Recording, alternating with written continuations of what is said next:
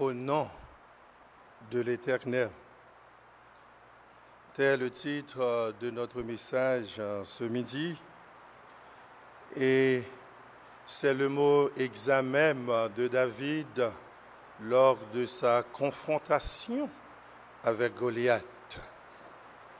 Et Samuel a pris du temps pour nous instruire à travers ce phénomène, ce combat gigantesque auquel David avait pris soin de faire reconnaître le nom de Dieu. Et souvent, nous n'arrivons pas à comprendre que nous faisons face à des ennemis. Et ces ennemis puissent être physiques, moraux, économiques et surtout spirituels. Mais David, dans cette conjoncture, ne voyait pas ses expériences, son rang social. Il regarda en lui-même et laissa son âme se propager vers Dieu, car il sait que si Dieu est avec lui, il n'a peur de qui que ce soit.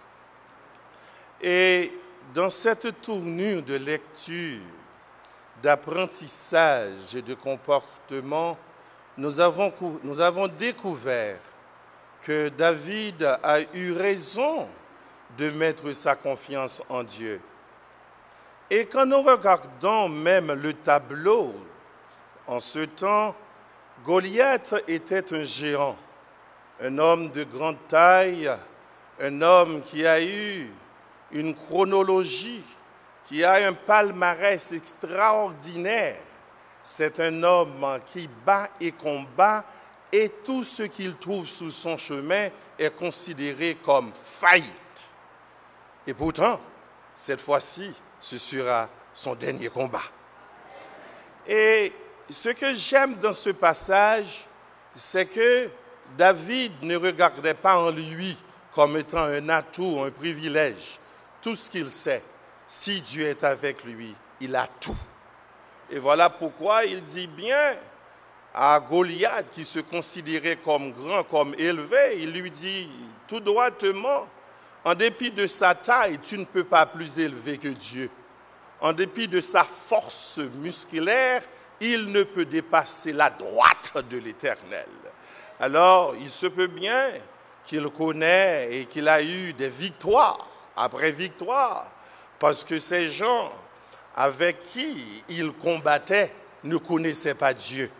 Mais lui, il vivait, il marchait, il demeurait, il priait, il côtoyait et il a la présence constante de ce Dieu, privilège énorme.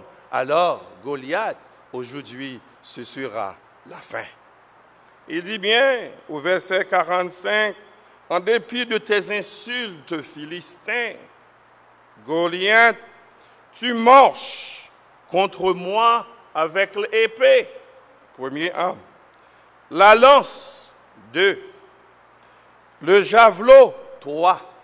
Et moi, je marche contre toi avec une seule âme, au nom de l'Éternel. Alors, quand je regarde ce texte, je regarde les New-Yorkais surtout, qui parlent constamment au nom de mes diplômes, sans penser qu'après 62 ans, tous les diplômes seront caducs.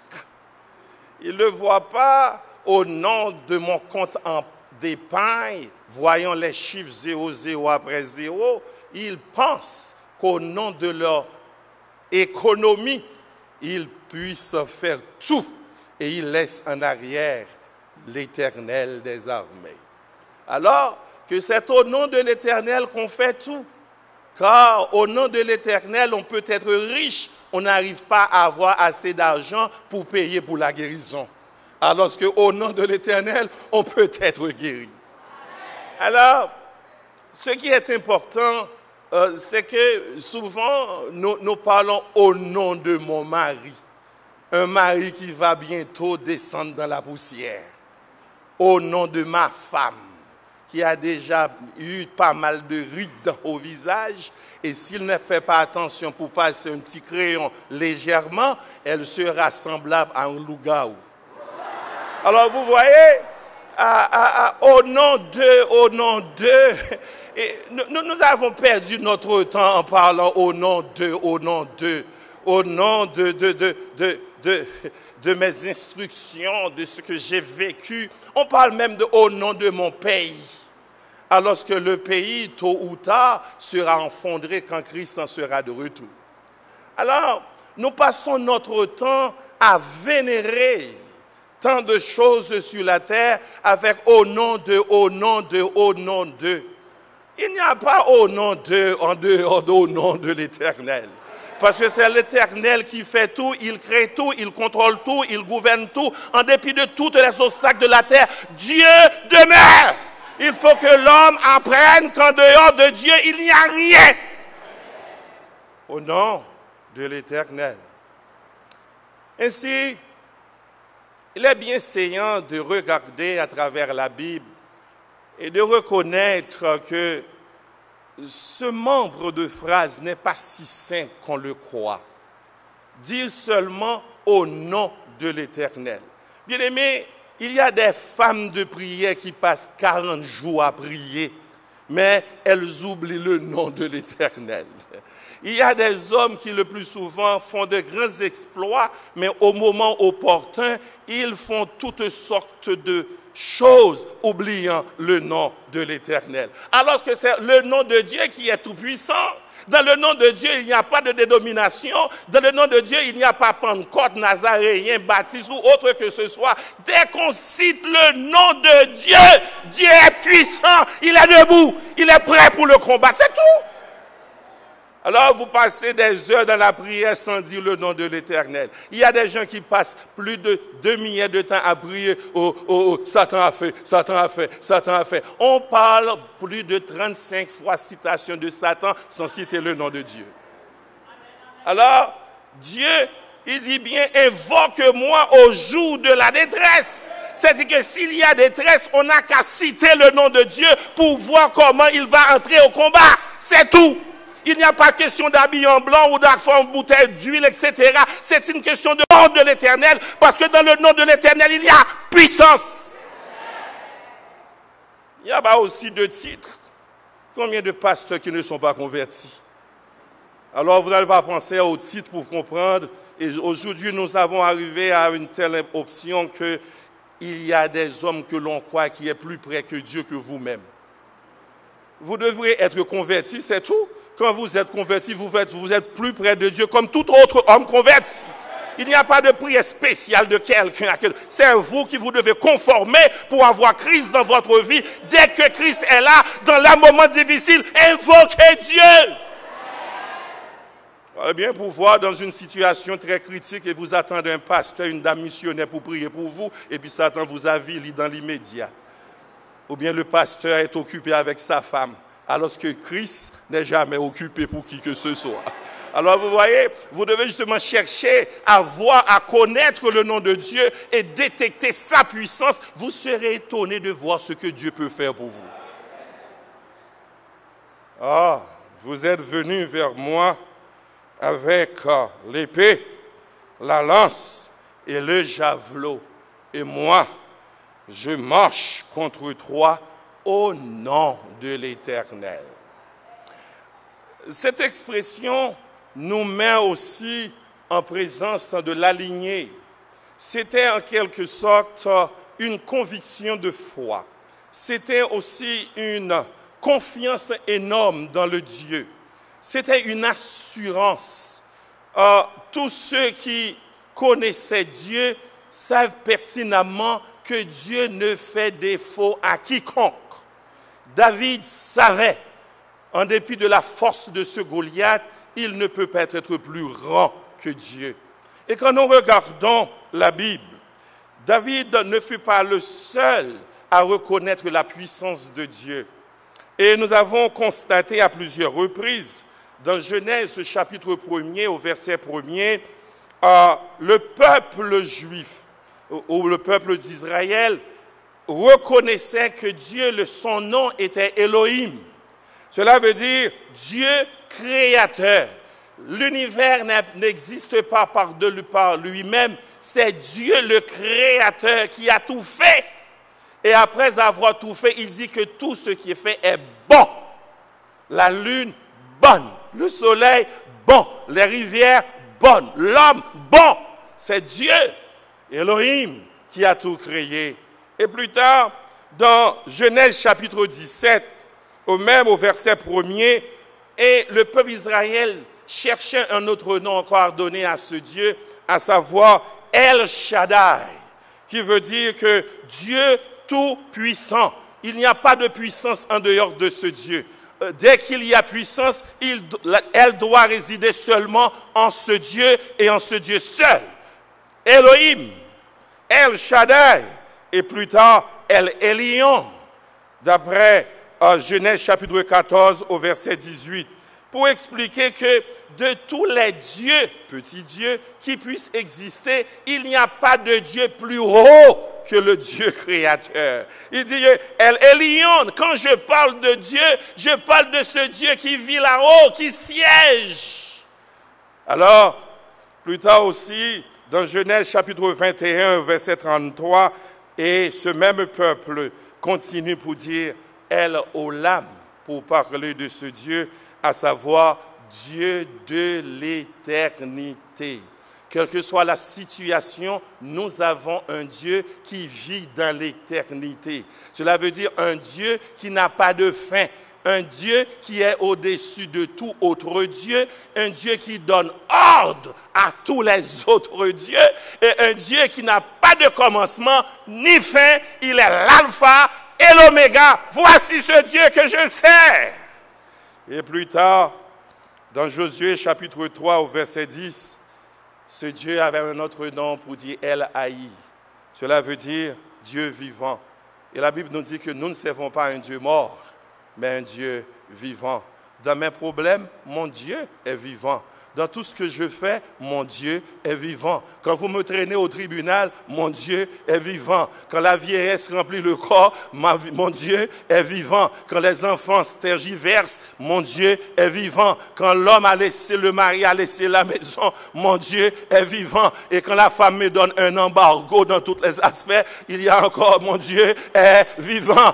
Quand le patron me renvoie chez moi, mon Dieu est vivant. Quelle que soit la situation, mon Dieu est vivant. Même dans la maladie, mon Dieu est vivant. Même le moyen de deuil, mon Dieu est vivant. C'est tout. Mais en dépit de ces noms adressés à ce Dieu créateur, ce Dieu fort, ce Dieu puissant, l'homme a appris à donner à Dieu un certain nom. Cela veut dire un nom dans lequel il définit ses expériences. Au point que les Haïtiens changent le sexe de Dieu d'après leurs problèmes. Il dit, bon Dieu, maman, non, Dieu a changé de situation. En d'autres termes, Dieu est aussi une mère. Alors vous voyez, l'Haïtien appelle Dieu maman. Cela veut dire, les douleurs que je ressens, seul Dieu peut le sentir. Dans la situation dans laquelle je me trouve, seul Dieu peut jeter un regard favorable parce que Dieu est compassion comme une mère. Ainsi, les noms ont été donnés à Dieu d'après l'expérience. Alors souvent, vous n'allez pas pouvoir appeler Dieu dans l'Ancien Testament un nom que vous ne connaissez pas, un nom dans lequel vous n'avez aucune expérience. Il faut appeler Dieu d'après votre expérience. Alors, c'est ce que tous les Israélites ont fait. Par exemple, le serviteur dans Genèse 22, verset 13-14, il appelle Dieu Jéhovah ou Yahvé Jireh. Cela veut dire Dieu, mon Dieu créateur, il pourvoira. En dépit de la situation, mon Dieu pourvoira. Vous n'allez pas chercher à me faire honte, mais tout ce que je sais, ne cherchez pas à critiquer ma situation parce que Dieu a la solution de mes problèmes. Dieu, il pourvoira. Jéhovah Jireh. Et plus tard, dans Exode 15, verset 26, il appelle Yahvé ou Jéhovah Rapha, qui veut dire Dieu qui guérit. Une femme perte de sang guérit sans antibiotiques dans l'immédiat. C'est un Dieu Rapha, un Dieu qui guérit, quelle que soit la situation. Et plus tard, on parle aussi dans Exode 17, le verset 15, de Yahvé ou Jéhovah Nissi, qui veut dire l'Éternel est ma bannière. Cela veut dire l'étendard de l'Évangile. Il y a des situations dans lesquelles vous vous trouvez, vous devez faire respecter le nom de Dieu à travers les mots qui sortent dans votre bouche. Même si vous êtes fâché, il y a des mots que vous ne pouvez pas dire, parce que vous devez, la bannière de l'Évangile doit être un standard. Alors, plus tard, on parle aussi dans le psaume 23, le verset 1er, Yahvé ou Jéhovah Raha, qui veut dire que l'Éternel, mon berger. Quand je respire pas mieux, l'Éternel est mon berger. Quand il n'y a pas de pain, l'Éternel est mon berger. Et qu'on dit mal de moi, l'Éternel est mon berger. Et même si la maladie me ronge, l'Éternel est mon berger. Et même si on me repousse, l'Éternel est mon berger. J'ai perdu la maison, maintenant je vis au sous-sol, l'Éternel est toujours mon berger. Alors, voilà pourquoi plus tard il dit, quand je marche dans la vallée de l'ombre de la mort, je ne crains aucun mal. Car tu es avec moi, ta houlette et ton bâton me rassurent. C'est ce Dieu, ce même David. Et quand il arriva ici devant ce gérant, il sait que ce Dieu est Elohim, que ce Dieu est El Shaddai, que ce Dieu Raha ne peut tolérer, accepter un tel homme qui n'a pas de Dieu en lui, le renverser, ce n'est pas possible. Si je sers Dieu, Dieu sait que tu es mon ennemi, il ne va pas te permettre de me renverser et de me combattre en plein public. Dieu doit faire quelque chose et au nom de l'Éternel, je marche contre toi. Alors, pour reconnaître cette expression au nom de l'Éternel, bien-aimé, il y a un pouvoir, il y a une puissance. Et même les psychologues n'arrivent pas à comprendre comment un homme peut être en profond sommeil. On cite seulement son nom et il est réveillé. Et Christ avait fait cette expérience avec Lazare. Lazare sort! Et Lazare sort, il y avait d'autres morts, mais seul Lazare écoutait. Vous voyez, quand vous citez le nom de l'Éternel, il entend. Et quand il entend, sa main n'est pas trop courte pour faire quoi? Pour agir, pour délivrer. Et David le savait.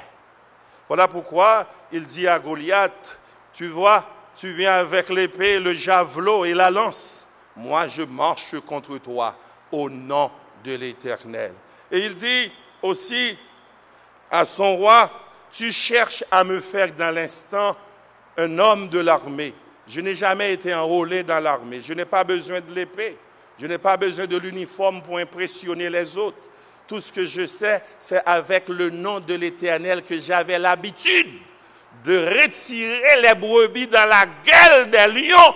Alors Goliath, tu es trop petit pour qu'au nom de l'Éternel, je ne te renverse pas. Alors c'est la situation. Regardons la puissance qui réside dans le nom de Dieu. Et quand on dit au nom de l'Éternel, on doit être convaincu que Dieu est capable. On ne cite pas les versets sans savoir ressentir rien.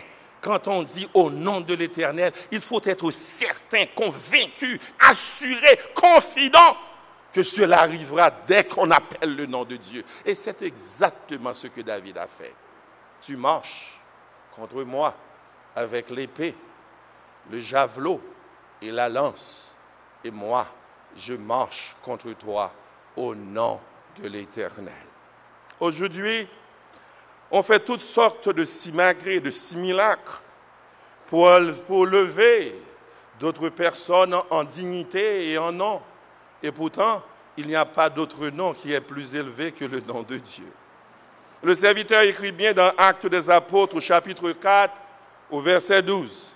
Il dit, il n'y a de salut en aucun autre nom que ce soit la situation, que ce soit la grandeur d'un homme, il n'y a pas de grâce, il n'y a pas de salut, il n'y a pas de programme de vie après la mort.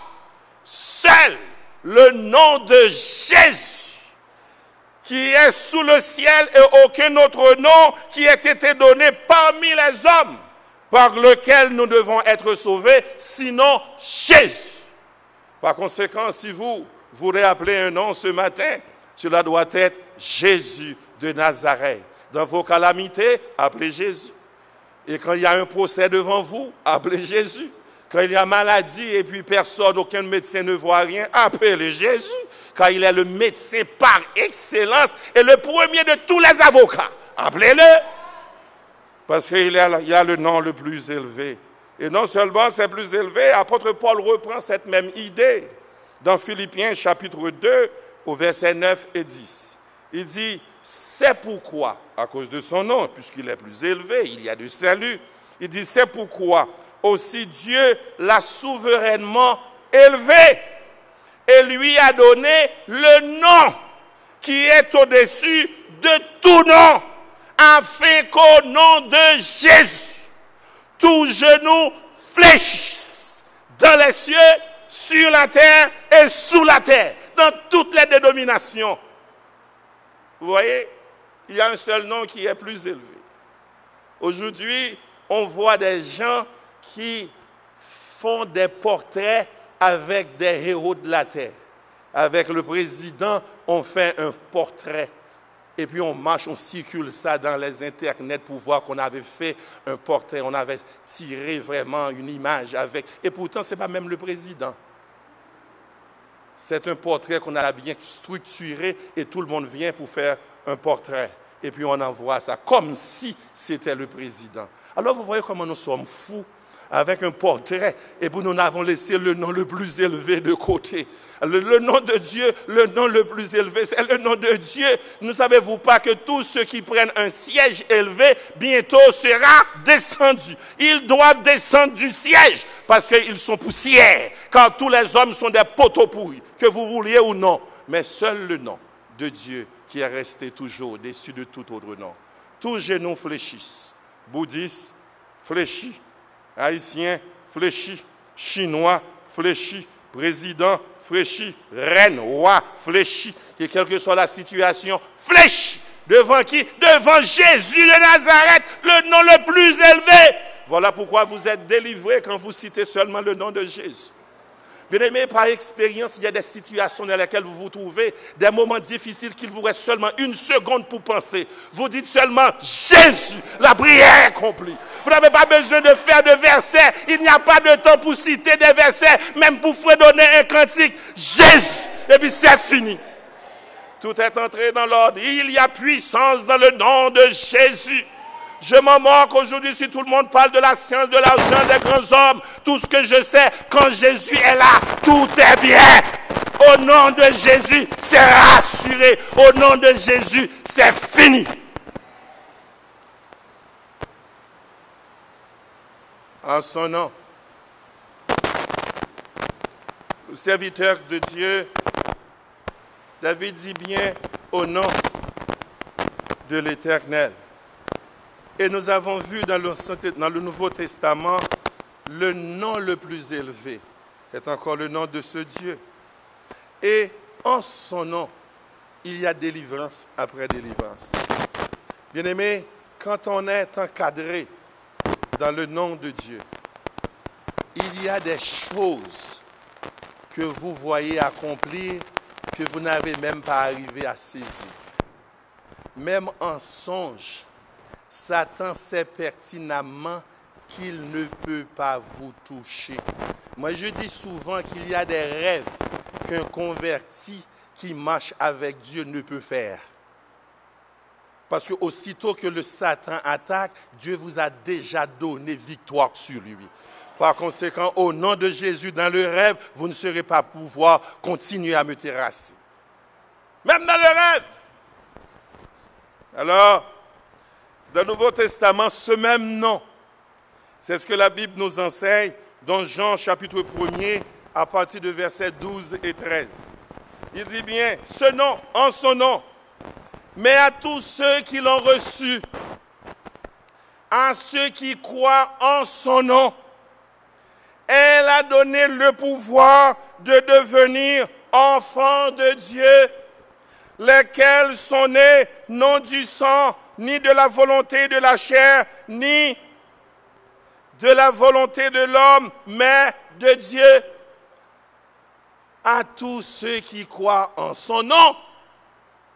Vous n'avez pas pouvoir réfléchir pour un moment à tous ceux qui croient en son nom, de ce nom, enfant de Dieu. Vous voyez, vous n'avez rien fait. À cause de son nom, en son nom, vous êtes devenus enfants de Dieu. Fils de Hongan est devenu enfant de Dieu. Une ancienne prostituée est devenue enfant de Dieu. Un ancien militaire violent, criminel, est devenu enfant de Dieu. En quoi? En son nom. Si je respire, en son nom. Si je suis encore debout, en son nom. Si je suis délivré de tous les péchés, en son nom. Si je marche contre Satan, le diable, en son nom. Ce n'est pas au nom des diplômes, c'est en son nom.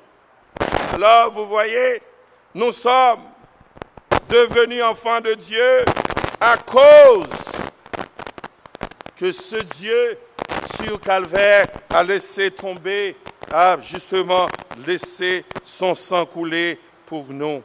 Et dans Actes des Apôtres, le chapitre 3, au verset 16, il dit bien, « Car c'est par la foi en son nom que son nom a raffermi celui que vous voyez et connaissez. C'est par la foi en lui qui a donné à cet homme cette entière guérison en présence de vous tous. » Dieu en son nom guérit. Dieu en son nom délibère, libère. C'est ce qu'il fait. Quand on marche en son nom, il y a victoire. Quand on marche en son nom, il y a délivrance. Parce qu'on ne peut pas vivre en son nom. Et puis pour que nous soyons jour après jour victimes de toutes sortes de choses. En son nom. Le nom le plus élevé, c'est le nom de Dieu. En son nom, nous sommes devenus enfants de Dieu. Aussi, dans le nom de Dieu, c'est là que réside notre cours. Dans le nom de Dieu, il y a puissance. Quand nous parlons dans le nom de Dieu, nous ressentons une force qui vient de là-haut. En d'autres termes, chaque fois une personne prend la position pour Dieu, vous êtes devenus 3 personnes, plus 1.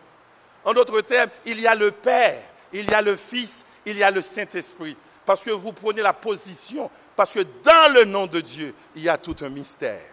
Alors, voilà pourquoi que le serviteur dit bien, dans Sophonie chapitre 3 au verset 12, il dit bien, c'est assuré, il dit, notre secours est dans le nom de l'Éternel qui a fait les cieux et la terre. Psaume 124, verset 8 et Sophonie 3, 12. Il dit, je laisserai au milieu de toi un peuple humble et petit qui trouvera son refuge dans le nom de Dieu. Vous voyez, dans le nom de Dieu, il y a délivrance, il y a secours. Souvent, nous cherchons la délivrance à d'autres endroits, et pourtant, c'est dans le nom de Dieu qu'il y a de secours. C'est dans le nom de Dieu qu'il y a délivrance. Et plus tard, le serviteur, dans le psaume 46, verset 2, dit bien, Dieu est pour nous un refuge et un appui, un secours qui ne manque jamais dans la détresse. Point. C'est pourquoi nous sommes sans crainte quand la terre est bouleversée et que les montagnes chancellent au cœur des mers. On est dans le nom de Dieu, on se sent très bien. Et les psychologues n'arrivent pas à comprendre comment un homme qui ne possède rien sur la terre ne se tracasse pas. Comment parfois il est tombé malade et il accepte la condition. Et pourquoi tant de choses lui arrivent, il garde toujours vers le haut. Pourquoi? Mais la réponse est simple, parce qu'il est dans le nom de Dieu. Parce qu'il sait qu'aucun homme sur la terre ne peut rien faire pour lui. Aussi longtemps que Dieu veut que la situation soit ainsi, elle restera toujours ainsi. Alors, c'est malheureux de voir des gens qui espèrent tant et qui espèrent beaucoup en Dieu. J'ai réalisé que Dieu, quand il veut sauver quelqu'un, même si vous priez constamment pour quelque chose, il ne va pas l'accepter parce qu'il voit aujourd'hui, il voit demain, il voit après-demain. Parce qu'il sait, si vous arrivez à avoir 2 maisons, vous allez être fou. Il ne va pas vous laisser avoir 2 maisons. Si vous avez une voiture neuve, vous n'allez pas pouvoir passer votre temps dans l'adoration. Vous allez passer plus de temps pour nettoyer le china, pour mettre des fleurs. Parce qu'en d'autres termes, vous n'allez pas avoir de temps pour adorer. Par conséquent, il vous tient toujours avec le même montant. Dès que vous avez $5 000 en tête, il y a une fièvre qui est tombée sur vous, vous n'allez pas pouvoir continuer à être sur ces 2 pieds. Il veut que vous restiez dans le nom de l'Éternel. Alors voilà pourquoi il y a des prières qui ne sont pas tellement si intéressantes à faire. Il faut justement rester dans le nom de Dieu au lieu de chercher à vivre en dehors du nom de Dieu. Alors, Dieu est pour nous un refuge. Non seulement le nom le plus élevé, et en son nom, dans le nom de Dieu, il y a aussi avec le nom de Dieu. On peut tout faire avec le nom de Dieu. Et une femme qui fait la cuisine connaît ce que le sel peut faire dans la cuisine. Avec le nom de Dieu, on peut tout faire. Et c'est si vrai. Dans Luc chapitre 10 au verset 19, c'est Dieu qui parle avec le nom. Il dit, je vous ai donné le pouvoir de marcher sur les serpents et les scorpions et sur toute la puissance de l'ennemi et rien ne pourra vous nuire. Qu'est-ce que cela veut dire? Avec le nom de Dieu, vous pouvez opérer des miracles. Avec le nom de Dieu, vous pouvez marcher sur les serpents. Parce que c'est avec le nom. Bien souvent, il y en a des gens qui veulent voir des spectacles. Ils pensent qu'à cause de leur titre à l'église, ils peuvent chasser les démons. Mais c'est avec le nom de Dieu qu'on chasse les démons. C'est avec le nom de Dieu qu'on renverse les Satan, le diable. On peut renverser rien sans le nom de Dieu. On a besoin le nom de Dieu. C'est avec le nom de Dieu qu'on marche. Dès qu'on laisse le nom de Dieu en retard, il n'y a rien que vous pouvez faire. Et Jésus-Christ le dit bien dans Jean 15, sans moi, vous ne pouvez rien faire. Ainsi, nous pouvons comprendre quand Daniel descendit aux forces au lion, c'était le corps qui descendait, mais il descendait aussi avec le nom de Dieu. Dans les problèmes les plus élevés, cherchez toujours à marcher avec le nom de Dieu. Et quand vous appelez au tribunal, allez avec le nom de Dieu. Et quand vous allez voir le médecin, allez avec le nom de Dieu. Parce qu'avec le nom de Dieu, il y a miracle. Et je veux comprendre, quand Daniel descendit aux forces au lion avec le nom de Dieu, comme le verset dit bien, Dieu, mon Dieu, a fermé la bouche ou bien la gueule des lions. Qu'est-ce que cela veut dire? Je veux faire une interprétation. Ce que je veux comprendre, c'est que les lions sont carnivores. Ils aiment la chair. Comment se fait-il que Daniel descendit et rien ne lui arriva? Il descendit avec le nom de Dieu. Mais avec le nom de Dieu, Dieu change les images. Je veux croire que les lions ne voient pas Daniel en tant que physique, ils voient une légion de lions.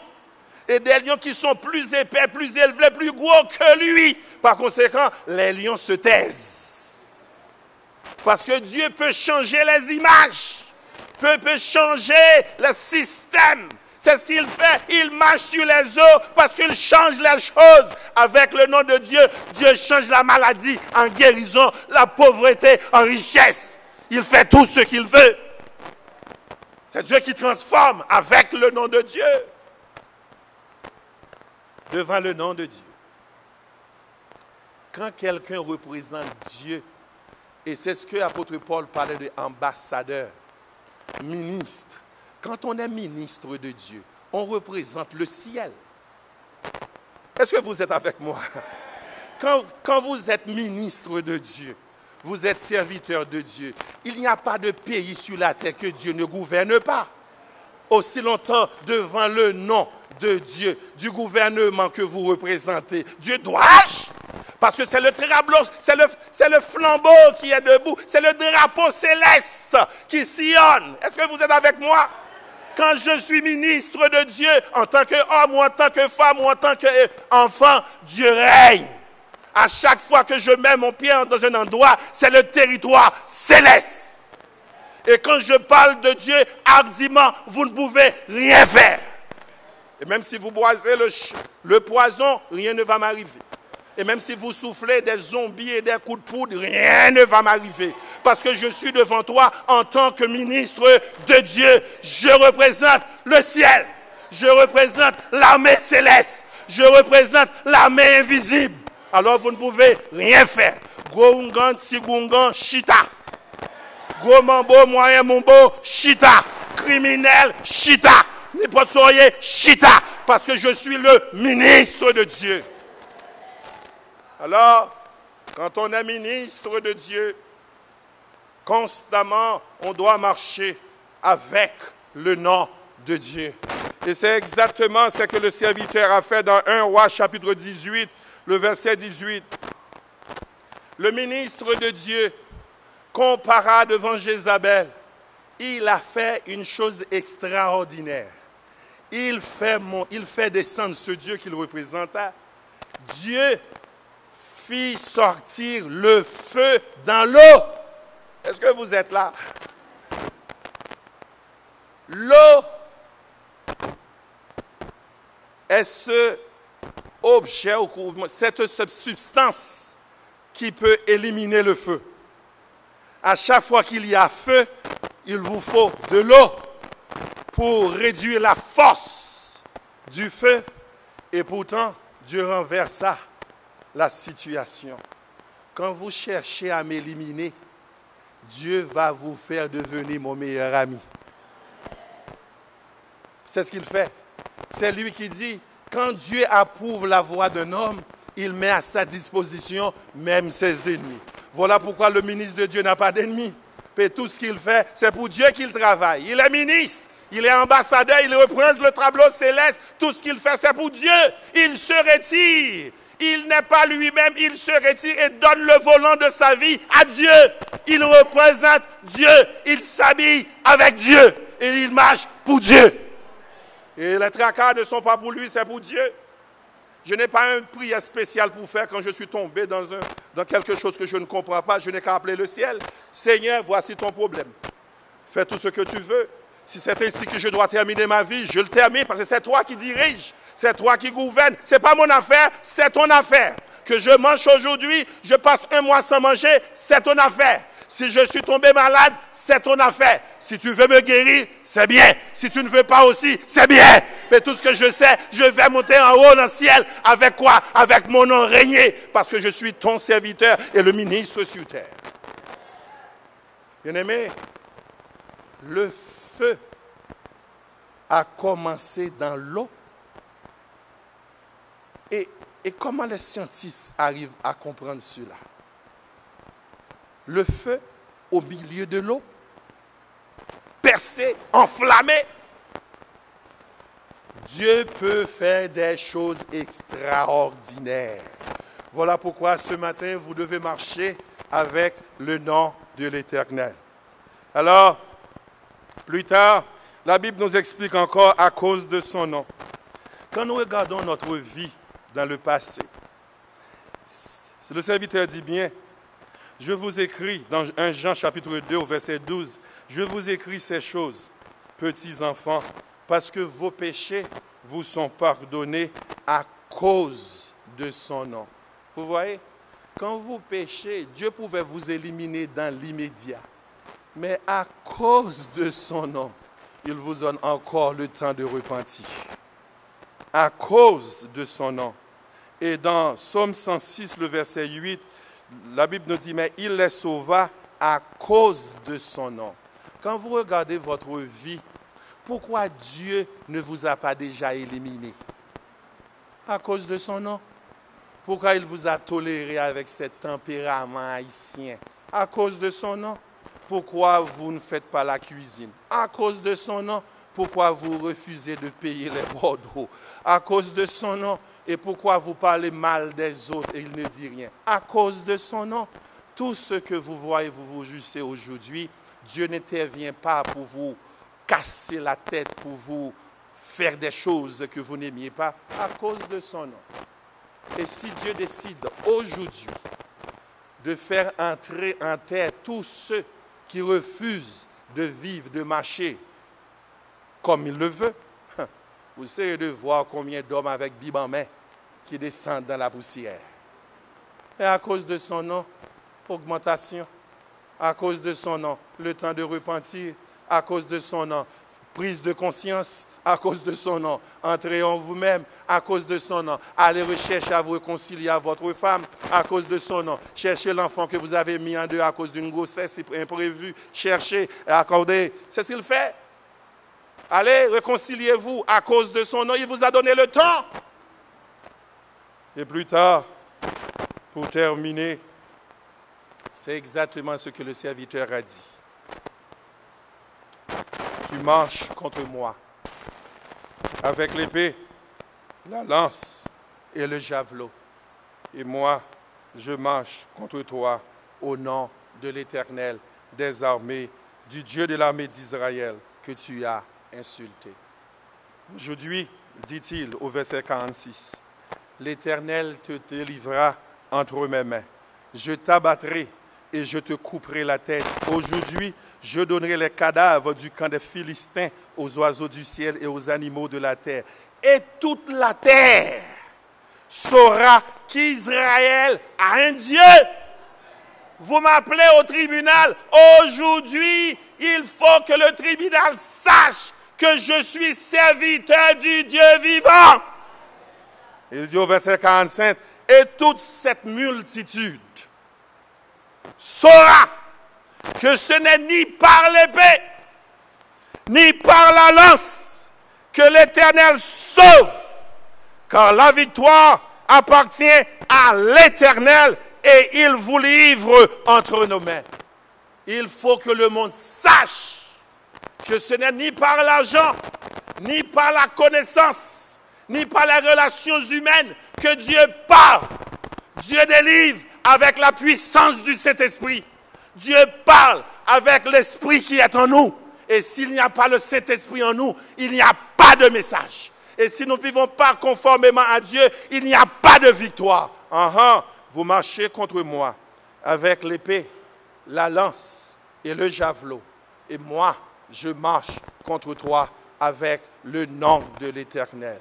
Oh, au nom de l'Éternel, je les taille en pièces. Le patron, je les taille en pièces. Les ennemis, je les taille en pièces. Les problèmes, je les taille en pièces. Je les taille en pièces. Je les taille en pièces. Je les taille en pièces. Je les taille en pièces. Je les taille en pièces. Je les taille en pièces. Je ne mourrai pas. Je vivrai et je raconterai les œuvres de l'Éternel.